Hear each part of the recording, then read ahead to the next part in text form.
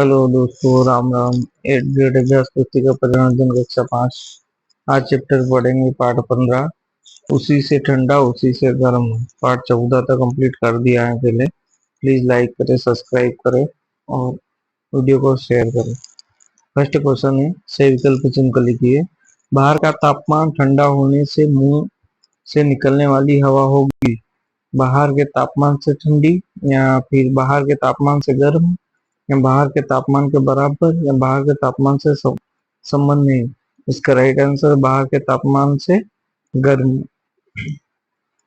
जल वाष्प पानी की बूंदों में बदल जाएगी।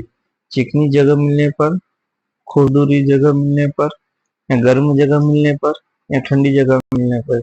इसका राइट आंसर है ठंडी जगह मिलने पर। घरों में वेंटिलेटर ऊपर लगाए जाते हैं। घर को सुंदर बनाने के लिए, रोशनी के लिए, हवा के आने जाने के लिए, या घर में अंदर आने के लिए। इसका राइट आंसर है हवा के आने जाने के लिए। अगला क्वेश्चन है, फूंक मारकर बजाए जाने वाले वाद्य यंत्रों का समूह है। मृदंग, बीन, ढोलक, बांसुरी। बीन, बांसुरी, गिटार, शहनाई। इसका राइट है बीन, बांसुरी। रिक्त स्थानों की पूर्ति कीजिए। अपने रुमाल या किसी मुलायम कपड़े में 2-3 बार फूंक मारने पर कपड़ा गर्म होगा। जब हम तेज दौड़ते हैं तो सांसों की गति तेज होती है। बुखार में माथे पर ठंडे पानी से भीगे कपड़े रखने से आराम मिलता है। वर्षा ने चाय को फूंक मारी। फूंक की हवा चाय से ठंडी होगी। अति लघु प्रश्न, एक उबलते गर्म आलू को ठंडे पानी से भरे गिलास में डालेंगे तो तब पानी और आलू के तापमान में क्या अंतर आएगा? आलू ठंडा हो जाएगा और पानी गर्म, दोनों का तापमान बराबर हो जाएगा। अगला क्वेश्चन है, एक सामान्य व्यक्ति 1 मिनट में कितनी बार सांस लेता है? लगभग 16 से 18 बार सांस लेता है।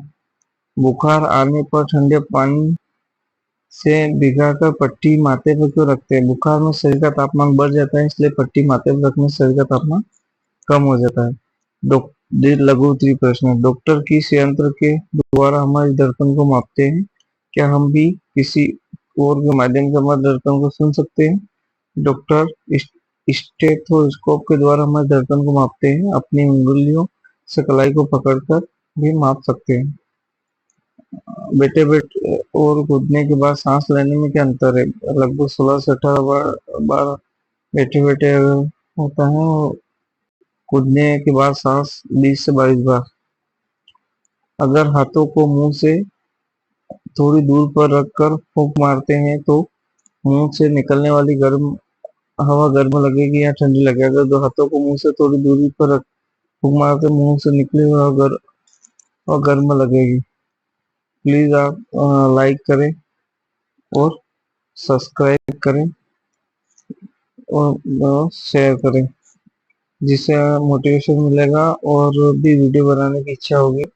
सब्सक्राइब जरूर करें, जिससे अगला नोटिफिकेशन आपको समय पर मिल जाए। अगला है, गर्म हवा का बहाव किस ओर होता है और क्यों? गर्म हवा का बहाव ऊपर की ओर होता है, क्योंकि गर्म हवा हल्की और कम घनत्व वाली होती है। किसी दर्पण पर, रेगिस्तान या ऊंचे पहाड़ पर फूंक मारने पर शीशा कहाँ पर ज्यादा धुंधला होगा और क्यों? रेगिस्तान में हवा में आर्द्रता कम होती है, जिससे दर्पण की सतह पानी की बूंदें नहीं बनती, जिससे धुंधलापन अधिक दिखाई देगा। एक गुब्बारे में गर्म हवा एवं दूसरे गुब्बारे में ठंडी हवा भरी है। दोनों गुब्बारों को आसमान पर छोड़ते हैं तो दोनों की बहाव गति में क्या अंतर होगा? कारण सहित लिखिए।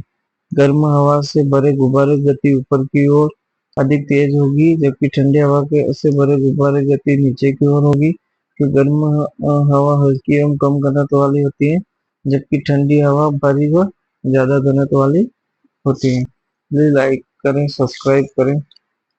जब आए हो तो सब्सक्राइब करके ही जाना। ये आपको क्वेश्चन है, नीचे दिए गए चित्रों को देखकर आपने क्या समझा? ऐसा क्यों हुआ होगा?